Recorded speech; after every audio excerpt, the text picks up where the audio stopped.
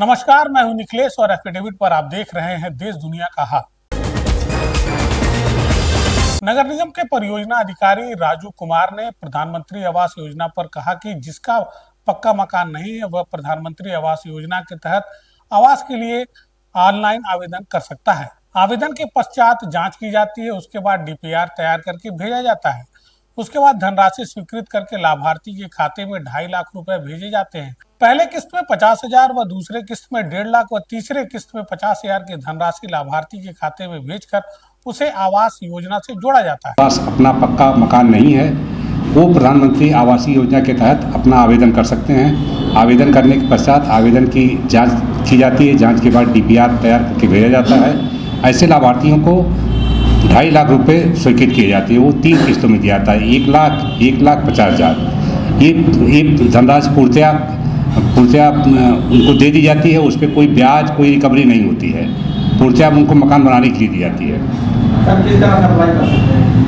दोनों के लिए जनसेवा केंद्र पे जाया जा सकता है और उसके लिए प्रधानमंत्री आवास योजना का एक वेबसाइट, वहाँ भी अप्लाई कर सकते हैं। किसी को अगर कोई दिक्कत हो तो नगर निगम कार्यालय में मेरे ऑफिस में आके हम लोग उनको अप्लाई भी करवा देंगे और उनको जो सहायता है उसको मिल जाएगी। क्या अभी डेट अभी चल रहा है या डेट ऐसा पूरा करना? नहीं, ऐसा कोई नहीं। वो लगातार अनवरत चलने वाली स्कीम है।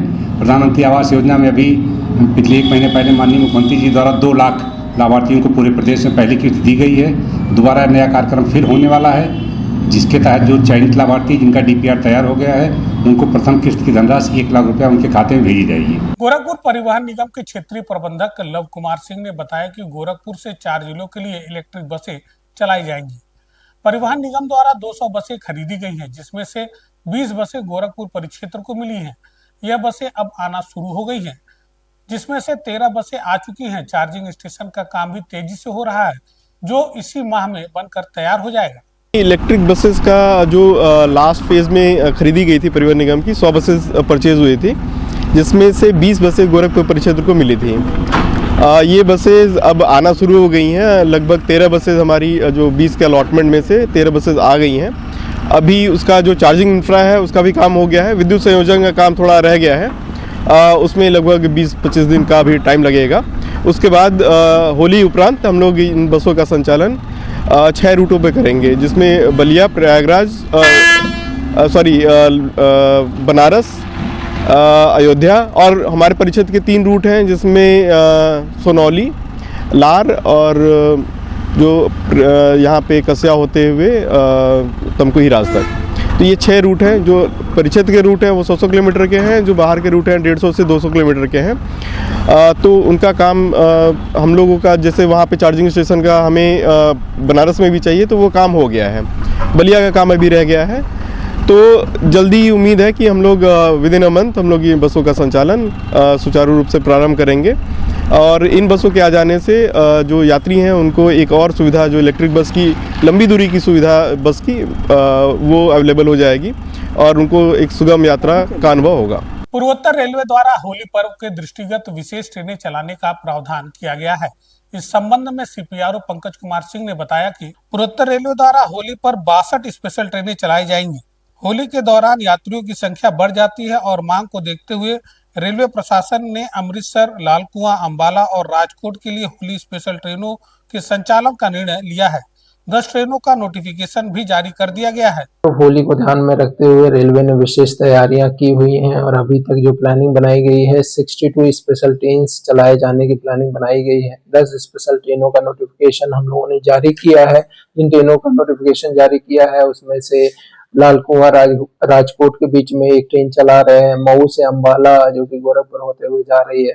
बढ़नी से अमृतसर के लिए, गोमती नगर से खातीपुरा के लिए और गोंदिया से छपरा के लिए ट्रेनें अभी तक नोटिफाई हो चुकी हैं। इनके माध्यम से जो यात्री हैं अपनी यात्रा को सुगम बना सकते हैं।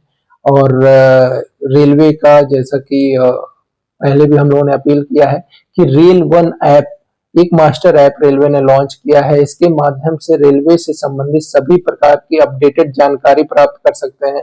रिजर्व टिकट हो या अनरिजर्व टिकट हो, अगर आपको बुक कराना है तो भी इस ऐप के माध्यम से बुक करा सकते हैं। ट्रेन की रियल टाइम लोकेशन क्या है, आपके ट्रेन में आपके कोच की पोजीशन क्या है, जो भी रेलवे से रिलेटेड जितनी भी चीजें हैं, चाहे रेल मदद हो, आपको कोई रेलवे से ग्रीवांस हो, रेलवे को कोई सुझाव देना चाहते हैं, हर तरह के लिए ये एकमात्र ऐप रेल वन ऐप, इसको डाउनलोड करें। इसके माध्यम से आप रेल से संबंधित सभी प्रकार की जो आवश्यकताएं एक यात्री की होती हैं वो इस ऐप के माध्यम से पूरी कर सकते हैं। गोरखपुर बस स्टेशन को जल जमाव से मुक्ति दिलाने के लिए परिवहन निगम के क्षेत्रीय प्रबंधक लव कुमार सिंह ने निरीक्षण कर स्थितियों का जायजा लिया। उन्होंने बताया कि हमारा पार्किंग वाला एरिया पूरी तरीके से लोलैंड में है, जहां पर लगभग 1200 बसों का डिस्चार्जर गोरखपुर बस स्टेशन से होता है।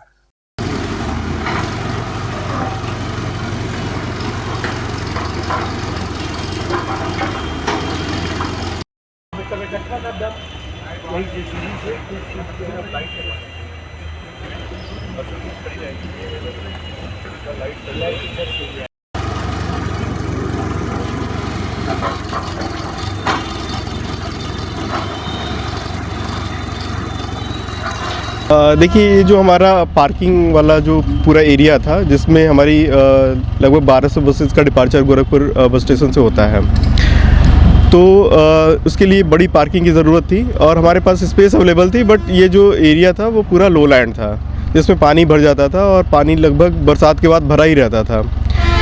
इसको जिला प्रशासन में हम लोगों ने पुश किया और डीएम साहब के भी संज्ञान में आया, तो उनके प्रयासों से जो मलबा है पूरे शहर का, जो विरासत गलियारे वगैरह का, वो यहाँ डंप कराया जा रहा है। लगभग 200 ट्रक मलबा यहाँ डंप कराया गया है, जिससे कि ये एरिया पहले लगभग 1.5-2 फीट नीचे था, उसको अब ऊँचा करा दिया गया है और अभी और कुछ काम होना बाकी है। अभी लेवलिंग का काम हो रहा है। इससे ये हम लोग का सबसे बड़ा जो यहाँ राहत मिलेगी सभी लोगों को, कि एक तो हमारे ड्राइवर कंडक्टर्स को पार्किंग की बहुत ज़्यादा दिक्कतें हो रही थी। बसें जो रोड पे खड़ी होती हैं तो चालान वगैरह होता है और उनको भी दिक्कतें रहती थी क्योंकि इनके पास स्पेस नहीं था। तो अब पूरे शहर को भी एक साफ़ जो है सुथरी रोड मिल जाएगी, जिसमें जाम नहीं रहेगा। और हम लोगों ने भी अभी टीम डिप्लॉय कर दिया है। अभी हालांकि कुछ काम होना बाकी है, बट अभी से हम लोग प्रयास कर रहे हैं कि कोई भी गाड़ी सड़क पे ना खड़ी हो। और अब हमें दीजिए इजाजत, देखते रहिए एफिडेविट। धन्यवाद।